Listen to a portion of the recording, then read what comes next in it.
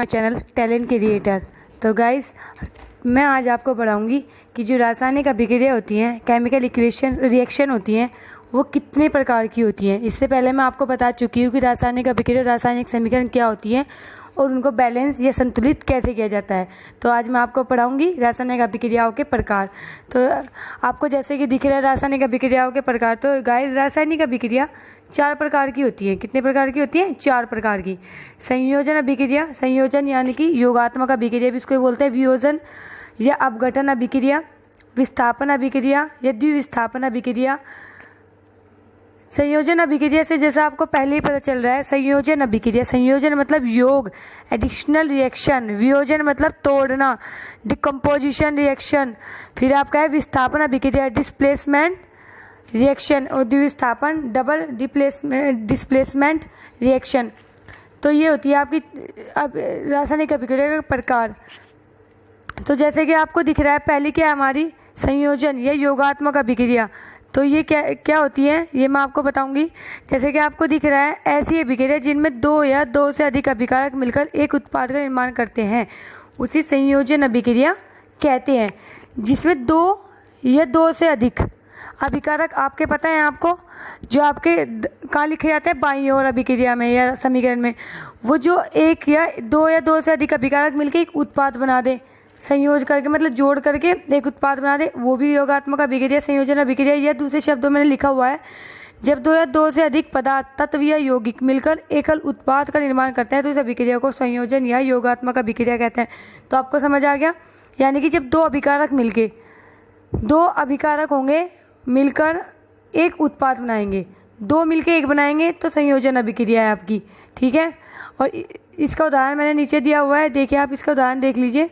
जैसे कि आपको दिख रहा है इसके उदाहरण में CaO, मैंने इनके नीचे नाम भी लिखा हुआ है। CaO जो है आपका, ये आपका कैल्शियम ऑक्साइड या बिना बुझा चूना।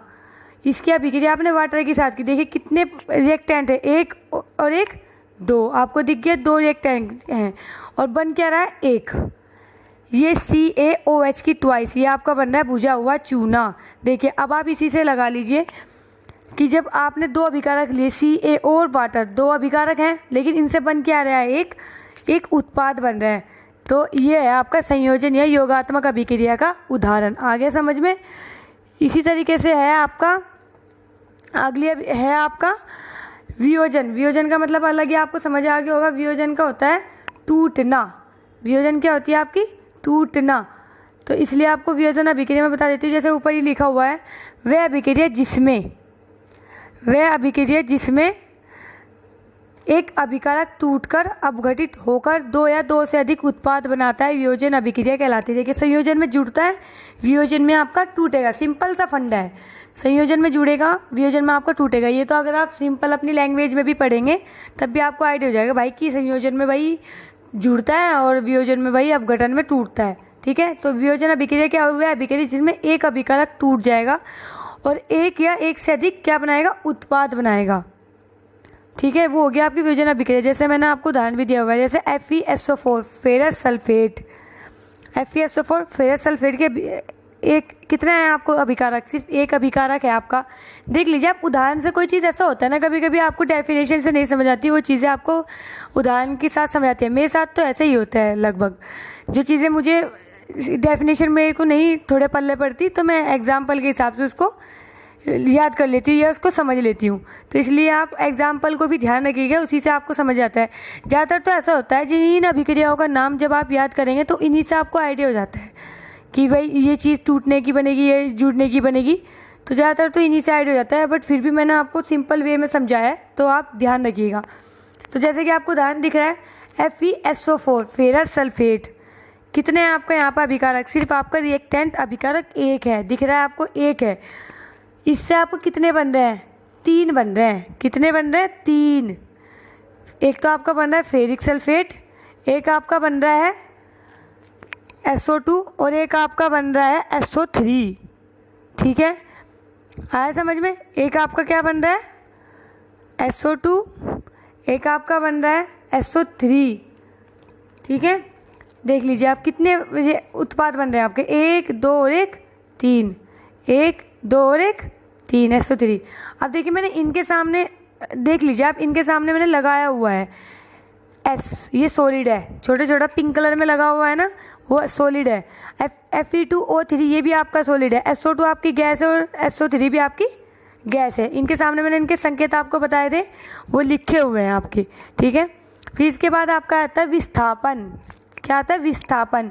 विस्थापन से आप देख लिए डिस्प्लेसमेंट, इंग्लिश में क्या है? डिस्प्लेसमेंट, यानी कि उसकी जगह चेंज हुई है भाई, ठीक है।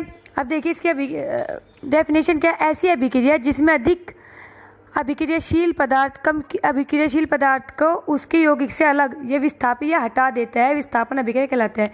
कभी कभी ऐसा होता है ना, आप एग्जाम्पल ले लीजिए, मैं जैसे कि आप हैं, आपसे भी ताकतवर कोई इंसान है और वो मान लो आपकी सीट पे आके बैठा हुआ है, आप उसको आपकी सीट पे बैठना है, वो आपको हटा देगा और खुद बैठ जाएगा, यानी कि भाई वो ताकतवर है। तो इसी तरीके के इसमें भी है कि जो कम अभिक्रियाशील पदार्थ को वो अधिक अभिक्रियाशील जो पदार्थ है वो हटा देगा, उसकी जगह से वो खुद बैठ जाएगा वहाँ पे। आया समझ में? ऐसी अभिक्रिया जिसमें अधिक अभिक्रियाशील पदार्थ कम अभिक्रियाशील पदार्थ को उसके यौगिक से हटाकर यह विस्थापित कर देगा, उसे बोलते हैं आप विस्थापन अभिक्रिया। क्या बोलते हैं? Displacement reaction.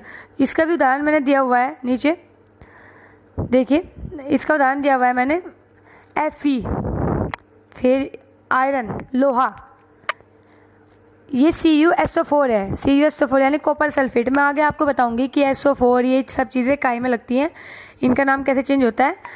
इसलिए मैंने आपको पीरियोडिक टेबल भी याद कराई थी कि आप Cu कॉपर होता है, Fe आयरन होता है, ये चीज़ें याद कर लीजिए।